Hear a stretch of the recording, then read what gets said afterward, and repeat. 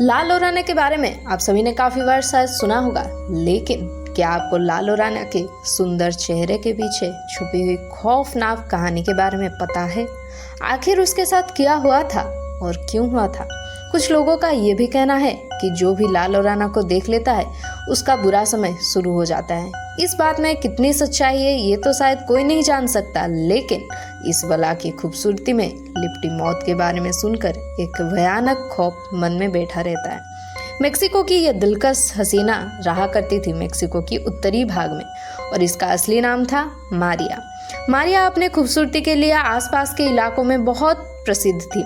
उसके शहर में रहने वाला हर नौजवान मारिया पर जी जान से फिदा था। हर शाम जब मारिया अपना पसंदीदा सफ़ेद गाउन पहनकर निकलती थी तो बहुत हसीन लगती थी। एक दिन बाजार में उसे एक नौजवान मिला जो मारिया को देखते ही उसके रूप से मोहित हो गया था, और मारिया को भी ये व्यक्ति बहुत पसंद आया। उस लड़के ने मारिया के सामने शादी का प्रस्ताव रखा और दोनों ने जल्दी ही शादी करके एक खुशहाल जीवन बिताना शुरू कर दिया। मारिया हमेशा खुश रहा करती थी क्योंकि वो अपने निजी जीवन से बहुत खुश थी। उसका पति उसे बहुत खुश रखता था।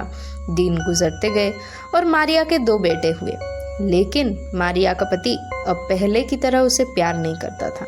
मारिया के व्यक्तिगत और भावनात्मक जरूरतों को पूरा ना होने के कारण मारिया अब पहले जितनी खुश नहीं थी। एक दिन मारिया का पति किसी काम के सिलसिले में दूसरे शहर गया और फिर कभी वापस नहीं लौटा। मारिया कई दिनों तक अपने पति का इंतजार करती रही और उसके ख्याल में रो रो कर उसने अपना बुरा हाल कर लिया था। अब वो पहले जितनी सुंदर नहीं रही थी। एक दिन नदी के किनारे अपने दोनों बच्चों के साथ घूमते वक्त मारिया ने अपने पति को किसी और महिला के साथ घोड़ा गाड़ी में जाते हुए देखा। उसके पति ने अपने बच्चों की तरफ मुस्कुराकर देखा, लेकिन मारिया को पूरी तरह से अनदेखा कर दिया, मानो वो मारिया को जानता ही नहीं हो। इस घटना के बाद मारिया बहुत गुस्सा हुई और गुस्से में आकर मारिया ने यह फैसला किया वो अपने पति की आखिरी निशानी यानी उन 2 बच्चों को ही खत्म कर देगी। ऐसा फैसला मारिया ने सिर्फ प्रतिशोध की भावना से लिया क्योंकि उसका पति अपने बच्चों से बहुत प्यार करता था। मारिया ने गुस्से में आकर अपने दोनों बच्चों को नदी में डुबाकर मार दिया। जब तक मारिया ने अपना होश संभाला तब तक बहुत देर हो चुकी थी। उसके दोनों बच्चों की मौत हो चुकी थी और उनके शव नदी में बहते चले जा रहे थे। मारिया ने एक बार तो अपने बच्चों को नदी से बाहर निकालने की कोशिश तो की, लेकिन नदी का प्रभाव ज्यादा होने के कारण उसके बच्चे नदी में बह गए।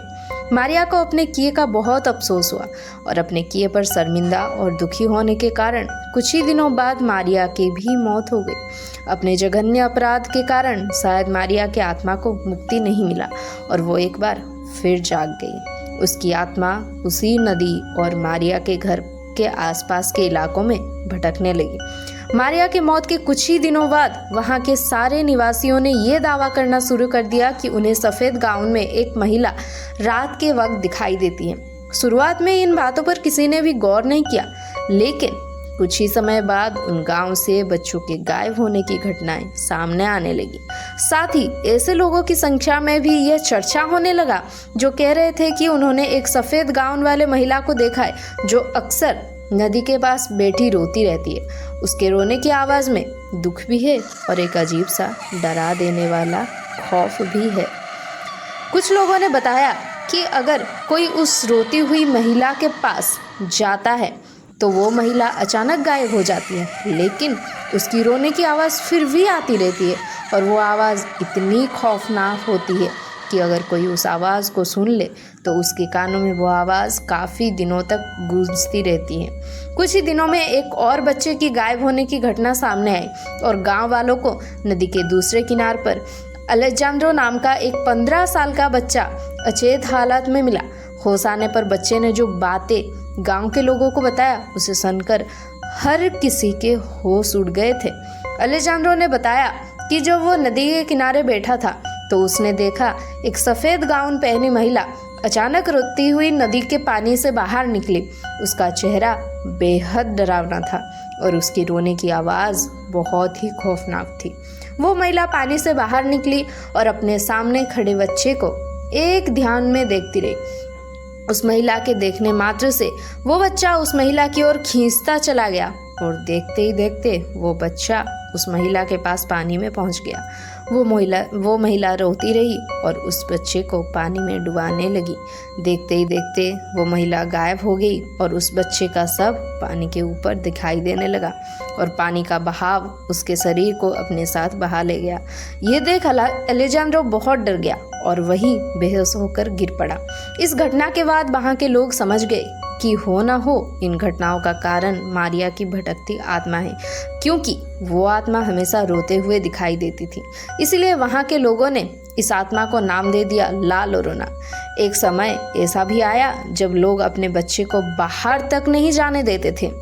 ला लोरोना के खौफ से सन 1960 तक भी मैक्सिको के कुछ भागों में महिलाएं अपने बच्चों को स्कूल तक भेजने में कतराती थीं, क्योंकि ला लोराना के खौफ का शिकार सिर्फ छोटे उम्र के बच्चे ही हुआ करते थे।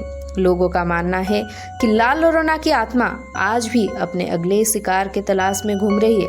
लोगों का कहना है कि ला लोराना आज भी अपने बच्चों को ढूंढ रही है और जब भी उसे अपने बच्चों की उम्र का कोई बच्चा दिखाई देता है तो वो उसके पास जाती है।